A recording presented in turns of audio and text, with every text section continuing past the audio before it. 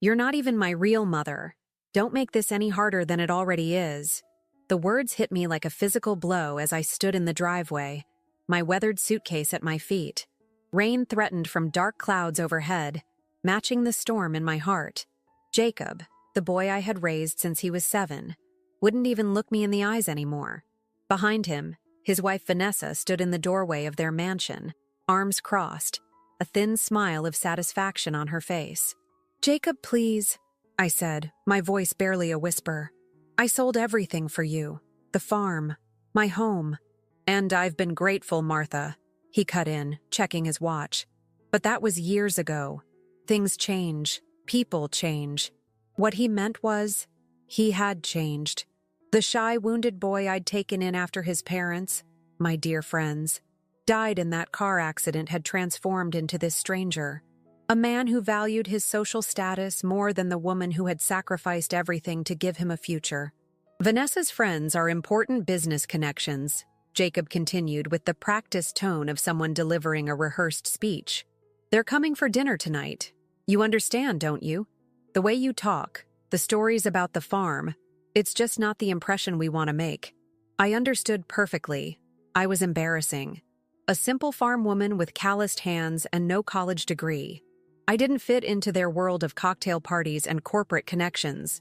I'd been tolerated in their guest house for 3 months, but Vanessa had finally convinced Jacob that I needed to go. "Where am I supposed to go?" I asked, rain beginning to spatter against my cheeks, mingling with tears I refused to let fall.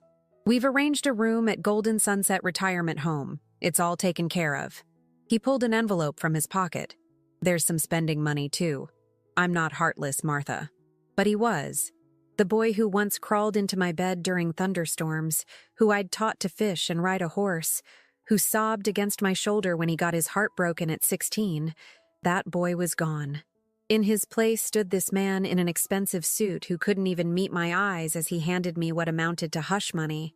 "All of this because I embarrassed your wife's friends?" I asked, still struggling to process how quickly my world had collapsed. Jacob glanced nervously at Vanessa, who gave him a small nod. "It's not just that. The thing is, Vanessa and I are trying to start a family. We need the space, and frankly, having you here, it complicates things." I stared at him, stunned. "I raised you for 11 years. I was there for every nightmare, every triumph. I sold my family's farm, land that had been in my family for generations, to pay for your education. And now I'm a complication?" "Martha!" Vanessa called from the doorway, her voice dripping with false sweetness. "Our guests will be here in an hour. The Uber we called for you should arrive any minute." I looked up at the grand house behind them, a house my farm money had helped finance, though they'd never admit it. In that moment, something inside me hardened. I had given this boy everything, and he had forgotten what mattered most. Or perhaps worse, he remembered and simply didn't care. The Uber pulled up and Jacob looked relieved. He picked up my suitcase and walked it to the car. "It's for the best," he said, not meeting my eyes. "You'll see. Golden Sunset is very nice." "I'm 62, Jacob, not 82, I replied, taking my suitcase from him.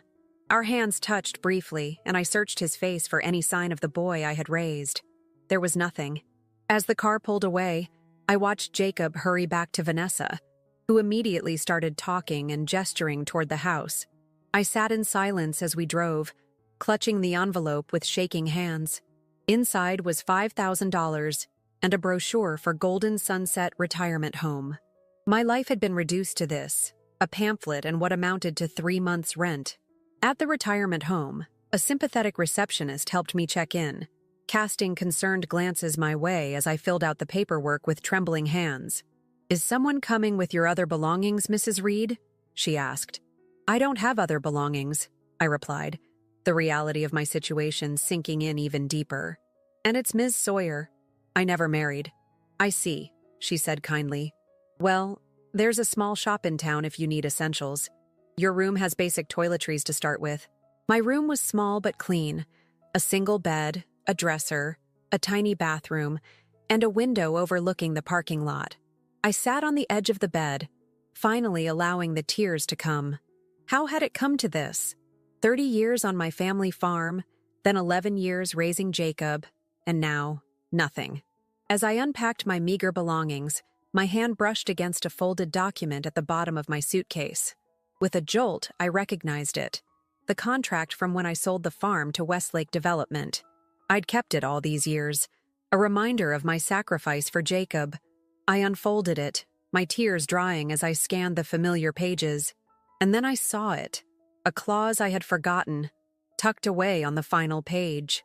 My heart began to race as I read it once, twice, 3 times to be sure. There, in black and white, was a potential way out of this nightmare. But it would mean taking on Jacob, Vanessa, and possibly Westlake Development. Did I have the strength? The resources? I thought of Jacob's cold eyes as he dismissed me from his life. I thought of Vanessa's smug smile.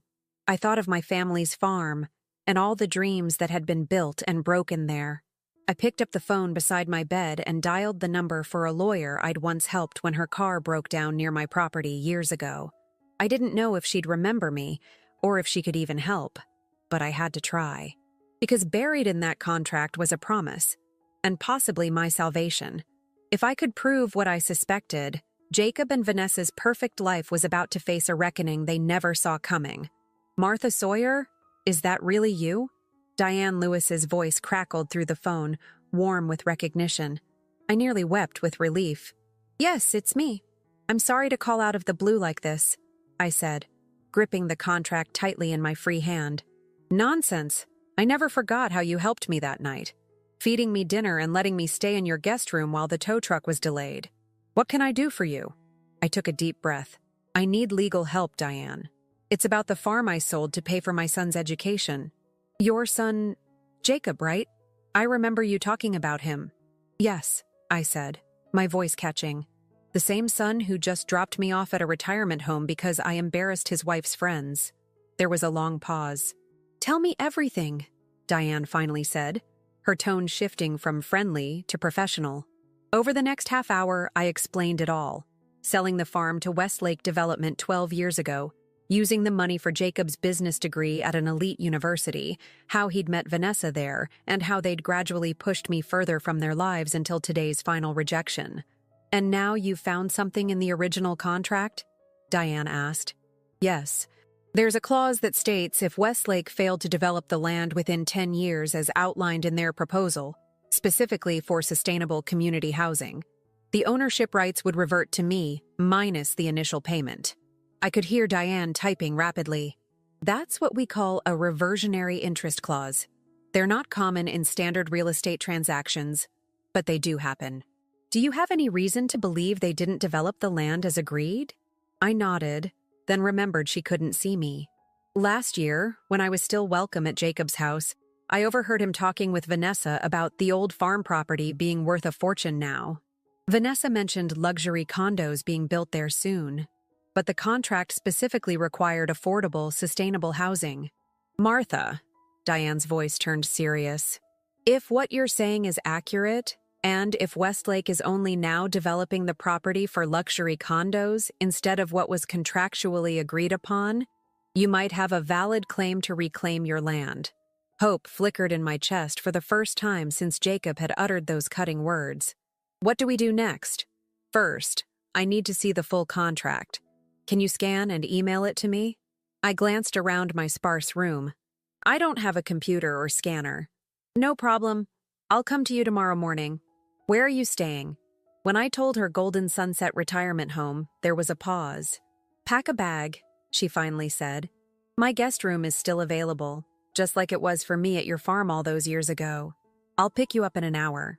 Later that evening, sitting in Diane's comfortable living room with a cup of tea, I felt human again. She'd reviewed the contract and was now making calls, her face growing more animated with each conversation. "Martha," she said after hanging up from her last call, "I've been doing some digging.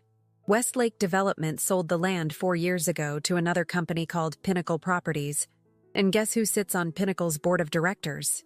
A chill ran through me. "Jacob?" "Exactly. And furthermore, Pinnacle hasn't broken ground on the property yet, which means the 10-year development requirement in your contract has been violated. But that's not all. The sale from Westlake to Pinnacle might have been fraudulent if the reversionary clause wasn't disclosed. My head was spinning. Are you saying Jacob knew about this clause all along? Diane leaned forward.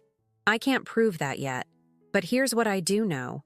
According to public records, Pinnacle bought the land for triple what Westlake paid you. They've been sitting on it, waiting for property values to rise even more before building those luxury condos Vanessa mentioned. So my land could be mine again? I whispered. Potentially, yes. And more. If Jacob knew about this clause and deliberately kept you in the dark while benefiting from the Pinnacle deal, that's a serious conflict of interest. We could be looking at a case involving breach of contract, fraudulent conveyance, and possibly fiduciary duty violations if Jacob was acting as your financial advisor in any capacity during the original sale. I sat back, stunned. All these years, I thought I gave up everything for him, but he might have been planning to profit from my sacrifice all along. There's one more thing, Diane said, looking uncomfortable. I need to ask, did you help Jacob with the down payment for his house? Yes, I admitted. I gave him $200,000 from the farm sale money. He said it was a loan, but there was never any paperwork. Diane's eyes flashed. That money trail will be crucial. Martha, I think what happened today, them forcing you out, might not be just about you embarrassing Vanessa's friends. They might be cutting ties because they know you could discover what they've done. The thought made me sick. Had Jacob been using me all along?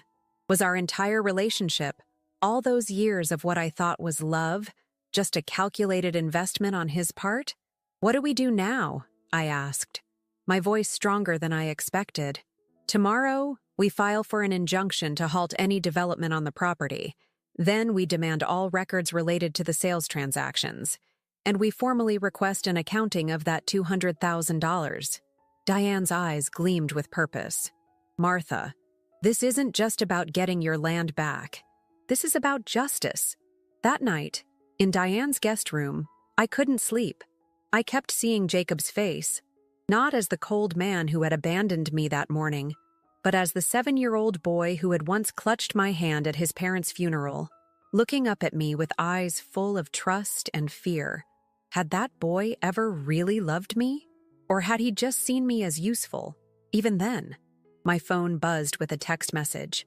Unknown number. I heard what you're doing. Be careful. There's more at stake than you know. Meet me tomorrow 2 p.m. at Cooper's Coffee downtown. Come alone. I can help. I stared at the cryptic message, my heart pounding. Who knew what I was doing? Who could possibly want to help me? As I pondered this, another text came through. This one from Jacob. Martha, I've been thinking about today. I made a mistake. Can we talk tomorrow? Just you and me, like old times. Please. 2 messages. 2 possibilities. One might be a trap, but which one? And what did the anonymous texter mean by, there's more at stake than you know? I clutched my phone, my mind racing. Whatever I decided, I knew one thing for certain. Nothing about tomorrow would be simple. I showed Diane both messages over breakfast the next morning. It's a trap, she said immediately, pointing to Jacob's text. He finds out we're investigating, and suddenly he wants to talk? After throwing you away like yesterday's trash? No way. What about the anonymous one? I asked, pushing my scrambled eggs around my plate. She frowned. That's trickier. Could be someone with insider information, or another trap. If you go, I'm coming with you. It says to come alone. And I say that's not happening, Diane replied firmly. We'll compromise. I'll sit at another table, close enough to intervene if needed. After filing the injunction paperwork at the courthouse that morning, we headed to Cooper's Coffee. My stomach was in knots as I pushed open the door, scanning the faces inside. The cafe was busy with the lunch crowd, conversations creating a buzz of white noise. I don't see anyone looking for me, I whispered to Diane. Take the table by the window. I'll be 3 tables away. If you feel threatened, just drop your napkin. That's our signal. I nodded and made my way to the suggested table. As I settled in, a barista approached with a steaming mug. I didn't order yet, I said, confused. Courtesy of the gentleman in the corner, she replied, nodding toward the back. I turned to look. There, partially hidden by a newspaper, sat an older man with silver hair and familiar eyes that made my heart skip. Richard Westlake, founder of Westlake Development and my neighbor before I sold the farm. He folded his newspaper and walked over, moving with the slight limp I remembered from his old football injury. "Martha," he said quietly, sliding into the seat across from me. "Thank you for coming." "Richard, you sent the message?" I was stunned. He nodded. "I heard about the injunction filing this morning. News travels fast in legal circles. Why all the secrecy? Why not just call me?" Richard glanced around nervously. "Because what I'm about to tell you could cost me everything. I've spent the last year gathering evidence and I'm finally ready to come forward." "Evidence of what?" He leaned closer. "Your son didn't just happen to end up on Pinnacle's board. He engineered the whole deal from the inside. But he wasn't working alone." "Vanessa?" I guessed. "Yes, but there's more. My own son Michael was involved too." My mind raced to connect the dots. Michael Westlake had taken over his father's company about 5 years ago, around the time Jacob had finished business school. "Michael and Jacob were roommates in college," Richard continued, confirming my suspicions. "They plotted this together. Michael knew about the reversionary clause. I made sure it was in every contract as a matter of principle. If developers didn't fulfill their promises to communities, they shouldn't profit. So Michael deliberately let the 10-year period expire?" Richard's face darkened. "Worse. 3 years ago, Michael created Pinnacle Properties as a shell company with Jacob and 2 other college friends. He engineered a sale of your land from Westlake to Pinnacle at a massively inflated price, loading my company with debt while they walked away with millions in profits. I was semi-retired by then, not paying close attention. I felt dizzy. "Are you saying they stole from both of us?" "Yes. I've been forced out of my own company by the board after Michael convinced them I was senile. I've lost everything, Martha. My reputation, my company, my retirement security." His hands trembled slightly. "And now they're about to break ground on luxury condos that will make them another fortune. Why are you telling me this?" "Because your lawsuit might be our only chance to expose them." He carefully slid a USB drive across the table. "Here's everything I've gathered. Emails, financial records, meeting minutes. Proof that Jacob knew about the reversionary clause from the beginning and deliberately concealed it from you." I stared at the small device. "He used me. All these years." "I'm sorry, Martha. I truly am." Richard's eyes held genuine regret. "I should have seen what Michael was becoming. Just like you couldn't see what Jacob had turned into." My phone buzzed again. Another text from Jacob. "Where are you? I've been waiting at Golden Sunset for an hour." Richard saw the message. "He's hunting for you. Martha, you need to be very careful. These boys, our sons, they're not the children we raised. There's something else now." "What do they want?" I whispered. "Control. Money. Power." Richard shook his head sadly. "And they don't care who they hurt to get it." I felt Diane's presence before I saw her, sliding into the chair beside me. "Mr. Westlake," she said coolly. "I thought that was you." "Ms. Lewis." He nodded. "I'm glad Martha has you in her corner." "What exactly are you offering here?" Diane asked, ever the lawyer. "An alliance," he said simply. "My testimony and evidence in exchange for helping me reclaim control of Westlake Development. I built that company from nothing. I won't let Michael destroy its legacy." Diane and I exchanged glances. "We need to review what's on this drive first," she said. Richard stood, wincing slightly as he put weight on his bad leg. "Of course, but don't take too long. The groundbreaking ceremony for the luxury condos is scheduled for next week. Once construction starts, it gets much harder to enforce the reversionary clause." After he left, Diane and I hurried back to her office to examine the contents of the USB drive. What we found left us speechless. Email after email between Jacob, Vanessa, Michael Westlake, and others, dating back years. Strategy discussions about how to handle Martha and ensure I never discovered the clause. Financial projections showing how they would split millions in profits once the luxury condos were built. And most damning of all, A recorded video meeting where Jacob laughed about using my guilt money from the farm sale to fund his MBA, knowing all along he would eventually reclaim the land through Pinnacle and make 10 times what the old lady got.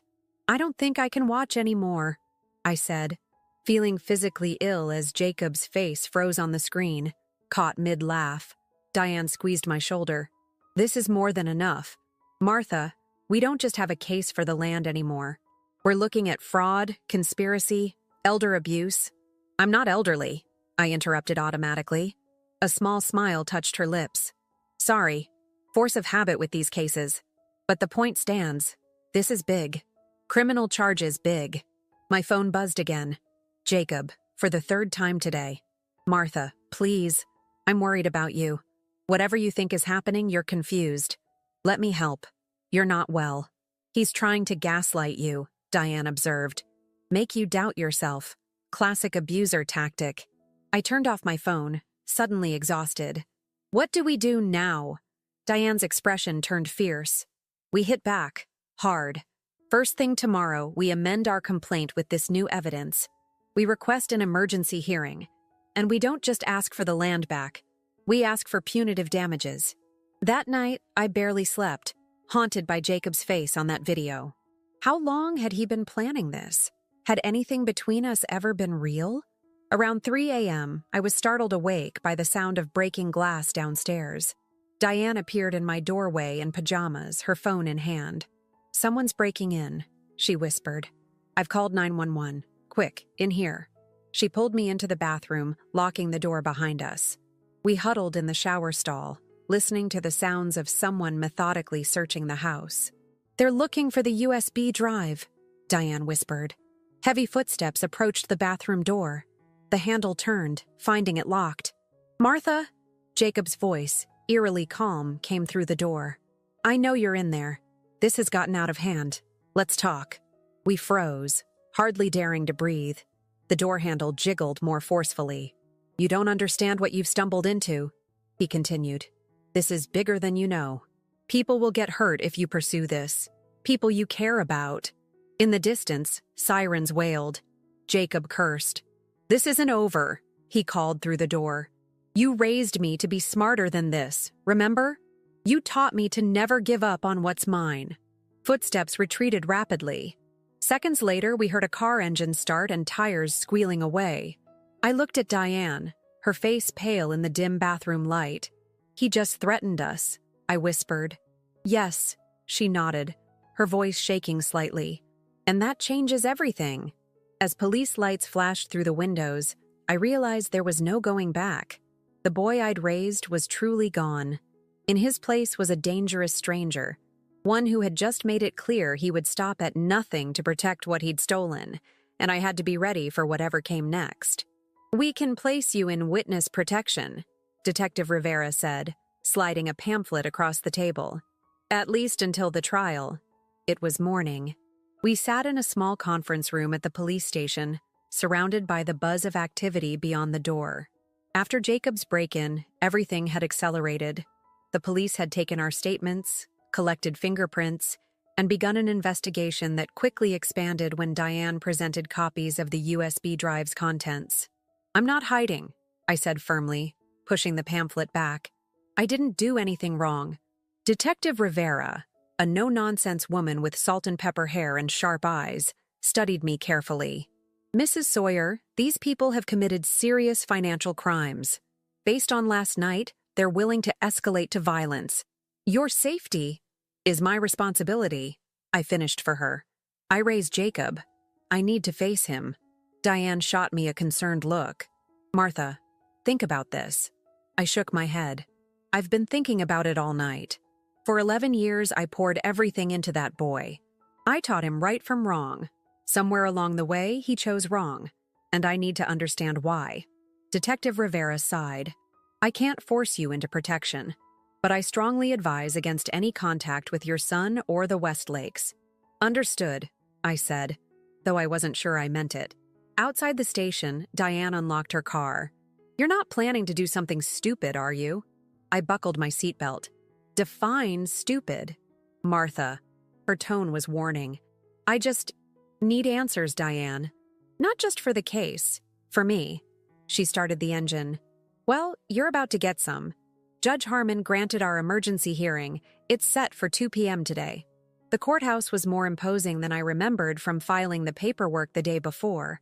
As we climbed the steps, I spotted familiar figures at the top, Jacob and Vanessa, flanked by what appeared to be 3 lawyers. Behind them stood Michael Westlake, looking remarkably like his father but with harder eyes. Jacob saw me and stepped forward, his expression conciliatory. "Martha, that's close enough." Detective Rivera appeared at my side, seemingly out of nowhere. She must have been following us. "Mr. Reed, you're under investigation for breaking and entering, threats, and multiple financial crimes. I suggest you communicate through your attorneys only." Jacob's face darkened. "You've blown this completely out of proportion," he said to me, ignoring the detective. "We could have worked something out privately. Like you did last night? Breaking into Diane's house?" I found my voice surprisingly steady. "I was worried about you," he protested, but the lie was transparent now. "Mr. Reed," Detective Rivera stepped between us. "Final warning." One of Jacob's lawyers pulled him back, whispering urgently in his ear. They retreated into the courthouse, Vanessa shooting me a venomous glare as they passed.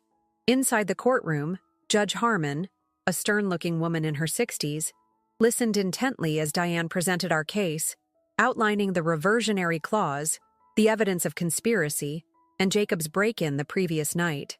When it was the defense's turn, their lead attorney, a slick man in an expensive suit, tried to paint me as a confused elderly woman being manipulated by opportunists.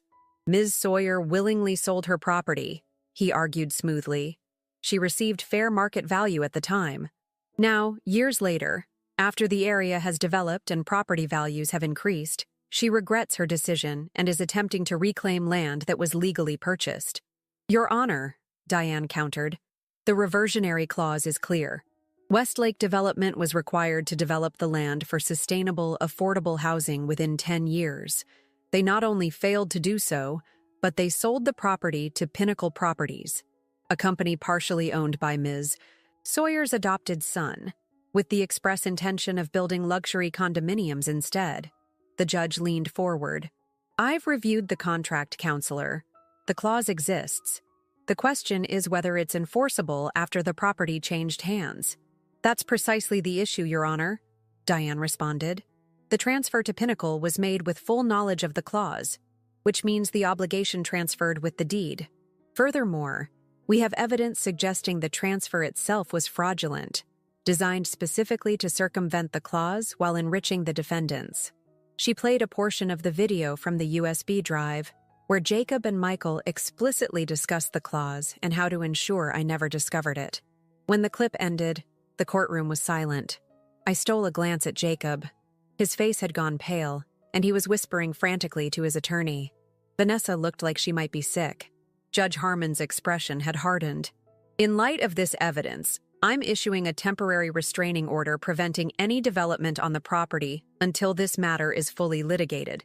Additionally, I'm freezing the assets of Pinnacle Properties pending investigation." She fixed Jacob with a stern glare. "And given the evidence of Mr. Reed's behavior last night, I'm issuing a protection order requiring him to maintain a distance of at least 500 feet from Ms. Sawyer." Relief washed over me, though it was tinged with sadness. We'd won this round, but the war was far from over. As we exited the courtroom, reporters had gathered in the hallway. News of the case had leaked. Flashbulbs popped as Diane guided me through them, deflecting questions with practiced ease. Outside, we nearly collided with Richard Westlake, who was waiting by a bench. "Thank you," he said simply. "It's a start." "We couldn't have done it without your evidence," I acknowledged. His eyes crinkled with a sad smile.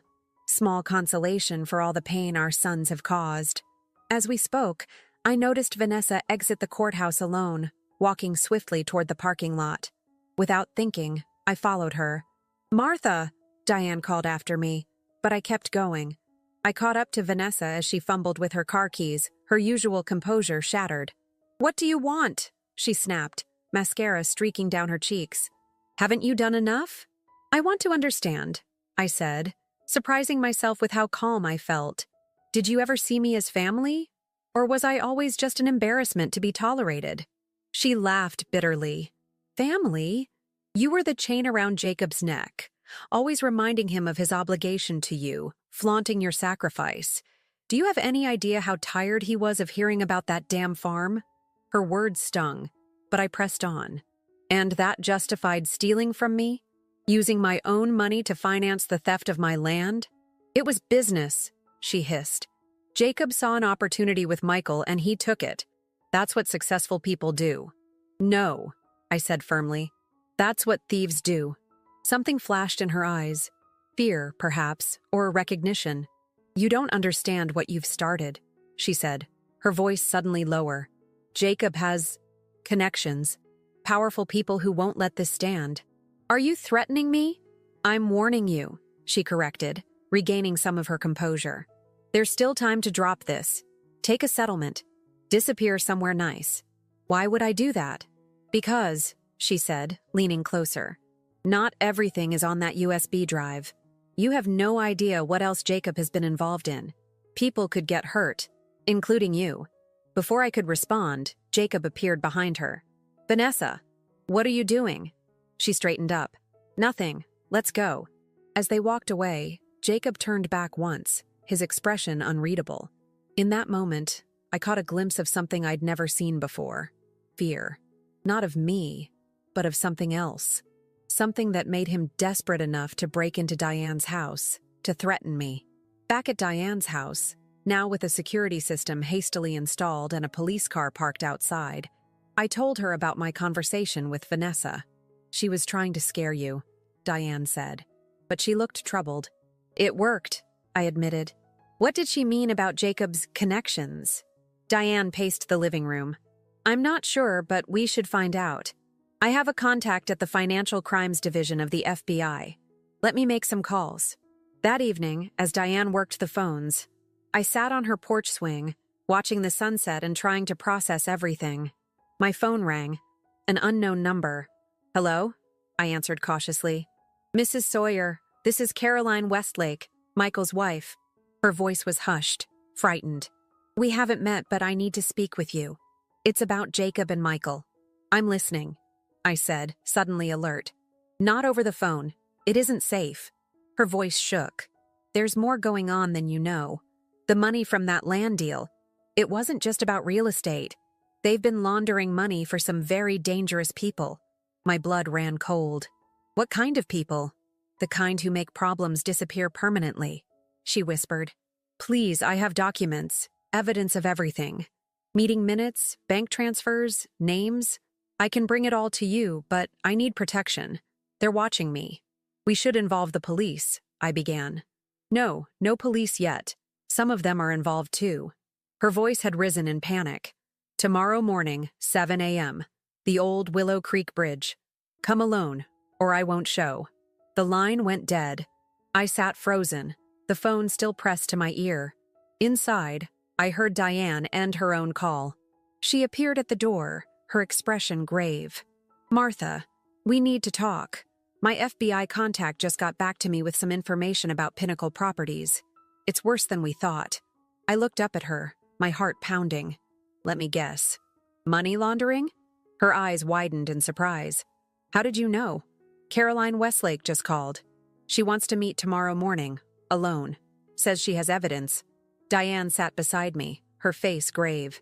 Martha, if this is true, we're not just dealing with fraud anymore. Money laundering at this level, it means organized crime. These people don't play by any rules we understand. I watched the last rays of sunlight disappear behind the trees. What should I do? We should tell Detective Rivera, Diane said firmly. This is too dangerous. But as night fell, I wasn't sure. If Caroline was right about police involvement, who could we really trust? And what would happen to her if I didn't show up tomorrow? The quiet neighborhood suddenly felt very dark, and every shadow seemed to hide a threat. The boy I'd raised, the one I'd taught to always tell the truth, to be kind, to do the right thing, was now at the center of something far more sinister than I could have imagined. And tomorrow, I would have to decide just how far I was willing to go to end what he had started. Dawn broke with a gentle mist rising from the creek below Willow Bridge. I sat in my car at the end of the old dirt road, engine off, watching the time on my dashboard click to 6:55 a.m. I hadn't told Diane where I was going. Instead, I'd left her a sealed envelope with instructions to open it if I wasn't back by noon. Inside was everything I knew about Caroline's call and the meeting location. I had, however, brought insurance, a small digital recorder in my pocket, already running. Whatever Caroline shared with me today would be preserved, no matter what happened next. At precisely 7 a.m., a sleek black SUV pulled up at the opposite end of the bridge. Caroline Westlake emerged, clutching a leather portfolio to her chest. She was younger than I'd expected, perhaps mid-30s, with anxious eyes that scanned the area continuously. I stepped out of my car and walked to the middle of the bridge. Caroline hesitated, then did the same. "Did anyone follow you?" she asked immediately. "No," I said. "You have something for me?" She thrust the portfolio toward me. "Everything's here. Banking records, shell companies, meetings, photos. Michael and Jacob have been laundering money for the Delgado organization for 3 years. Real estate is perfect for it. Inflated property values, cash purchases, foreign investors who never visit. Your farm was just the beginning." I opened the portfolio. Inside were dozens of neatly organized documents, bank statements, photographs of Jacob and Michael with men I didn't recognize, transcripts of conversations, offshore account numbers. "Why are you doing this?" I asked, looking up from the papers. Her lips trembled. "Because I have a daughter. Because I finally realized I'm married to a monster. Because what they're doing is wrong." She wiped away a tear. "And because I'm dying." "What?" "Cancer. Stage 4. 6 months. Maybe less." She laughed bitterly. "Funny how a death sentence clarifies your priorities. I don't want this to be my legacy, being complicit in all this." A twig snapped in the woods beyond the bridge. Caroline's head whipped around, terror flashing across her face. "Someone's here," she whispered. "We need to go. Now." "Wait," I said, grabbing her arm as she turned to flee. "Come with me. We'll go to the FBI together." She shook her head violently. "I can't. They'll kill my daughter. She's with my sister in Canada. That's the only reason I dared to do this. Promise me you'll make them pay, all of them." Before I could respond, a gunshot echoed through the morning air. Caroline's eyes widened in shock, a red stain blooming on her cream blouse. She collapsed against me, her weight bearing us both to the wooden planks of the bridge. "Run!" she gasped, blood bubbling at her lips. I froze in horror, holding her as the light faded from her eyes. Another shot splintered the wood beside us, jolting me back to reality. Clutching the portfolio, I half crawled, half ran back to my car, bullets peppering the bridge behind me. I threw myself into the driver's seat, started the engine with shaking hands, and floored the accelerator, tires spinning on the gravel before catching. In my rearview mirror, I caught a glimpse of a figure in black emerging from the trees, but I was already speeding away, Caroline's blood still warm on my hands. I didn't go back to Diane's. I drove straight to the FBI field office in the city, running red lights, constantly checking to make sure I wasn't followed. My hands shook so badly I could barely grip the wheel, and Caroline's blood was drying on my clothes. At the security desk, my appearance caused an immediate reaction. Within minutes, I was whisked to a secure room where I blurted out my story to increasingly senior agents until I found myself face to face with Special Agent Kate Morello, head of the Financial Crimes Division. "Mrs. Sawyer," she said, her voice calm but intense, "I need you to start from the beginning." For the next 2 hours, I told her everything: the farm sale, Jacob's betrayal, Richard's evidence, the court hearing, and finally, the meeting with Caroline and her murder. I handed over the portfolio and my digital recorder. "You understand that you witnessed a murder," Agent Morello said when I finished. "We'll need to place you in protective custody immediately." This time I didn't argue. Everything accelerated after that. FBI teams were dispatched to secure Caroline's body and crime scene. Others raided Pinnacle's offices and the homes of Jacob, Michael, and several other individuals named in Caroline's documents. Diane was brought to the FBI office for her own protection, tearfully relieved to find me alive. I would have killed you myself if you'd gotten shot, she said, hugging me fiercely. Agent Morello kept us updated as arrests were made. By evening, Jacob, Vanessa, Michael, and 14 others were in custody. The charges included money laundering, wire fraud, conspiracy, and, for whoever had ordered Caroline's murder, homicide. 3 days later, sequestered in a safe house, I watched the news break nationwide. Major money laundering ring exposed, the headlines declared. The reporters described how a brave grandmother had helped uncover one of the largest real estate money laundering operations in the state's history, with ties to international drug cartels.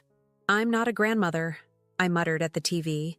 Diane, who had insisted on staying with me in protective custody, laughed for the first time in days. A week after Caroline's murder, Agent Morello brought me news. "We've identified the shooter, a hired gun with ties to the Delgado cartel. He's in custody and talking, and—" She hesitated. "And what?" I prompted. "Jacob is offering to cooperate. Full confession, names, dates, everything. In exchange for consideration during sentencing." Something inside me hardened. What does that mean for him? Instead of potentially 50 years, maybe 20 to 25. He'd still be middle-aged when he got out. I considered this, remembering the little boy who once climbed trees in my orchard, who cried when he found an injured bird, who promised to always take care of me when he grew up. "No," I said firmly. "No deals for Jacob." Agent Morello studied me. "That's not exactly your decision, Mrs. Sawyer. Caroline Westlake died giving me that evidence. She left a daughter behind. Jacob knew exactly what he was involved in. He chose this path. He deserves the full consequences." 2 months later, I sat in a different courtroom as Jacob pled guilty to all charges. The deal had fallen through when evidence from Caroline's portfolio proved he was more deeply involved than he'd initially admitted. He'd been one of the architects of the entire operation. As the judge announced a 40-year sentence, Jacob turned to look at me from the defendant's table. For a brief moment, I saw a flicker of the boy I'd raised, a flash of regret, of recognition. Then it was gone, replaced by the cold mask of the stranger he'd become. Vanessa received 15 years for her role. Michael Westlake, 30.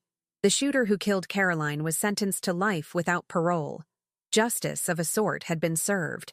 Through a special provision and in recognition of my cooperation, the FBI helped expedite the legal process regarding my farm.